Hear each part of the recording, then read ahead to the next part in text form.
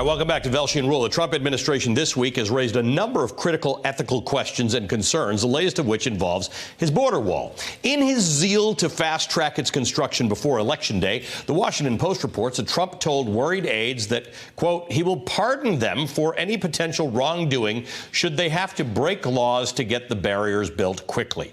A White House official told the Post the president was just joking. It's not that funny in the context of an administration that seems to value itself above the law. Joining me now is Washington Post reporter, White House reporter Ann Guerin. And, there's context here, right? That this is a guy who either makes jokes about or has been investigated for breaking the law. So making jokes about something like this is unusual. I guess my bigger question is, any sense of what laws he might have been referring to even jokingly as being broken to construct the wall?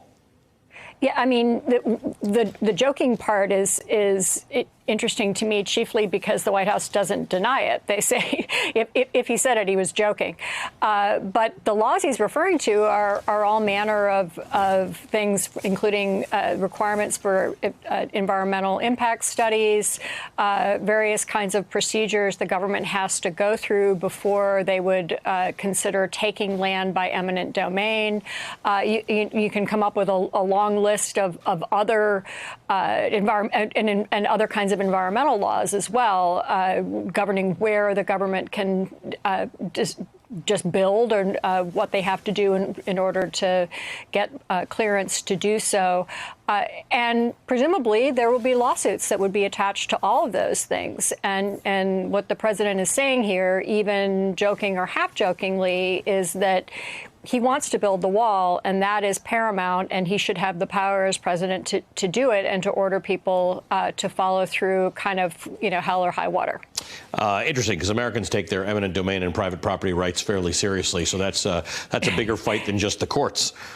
Yeah, and when the president, is talking about potentially taking land in Texas and Arizona, I mean, those could be potentially Republican voters he's talking about right there. You also have some reporting on Donald Trump talking about the next G7 summit, wanting to host it at his Doral golf course. Now, in your reporting, you say that local officials, including the police, were caught off guard by this announcement.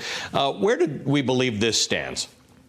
Well, we actually have some new information contained in that story as well about how far along this process is. The White House says that they have looked at sites in about a half a dozen states and the District of Columbia, and that neither a final location nor a final date for the 2020 G7 has been selected.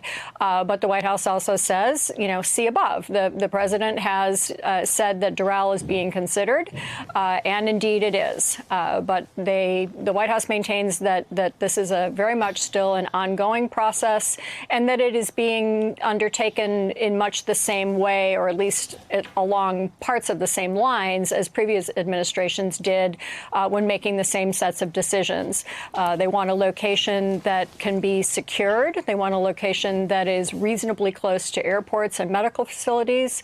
They want a location that has the infrastructure on site that they need, the kinds of meeting rooms and hotel rooms and so forth, banquet halls and the like, that makes sense for a meeting of this size. And they also need about 7,000 other hotel rooms within a 100-mile radius. So you kind of, there are lots of places that could fit that bill, but not everywhere.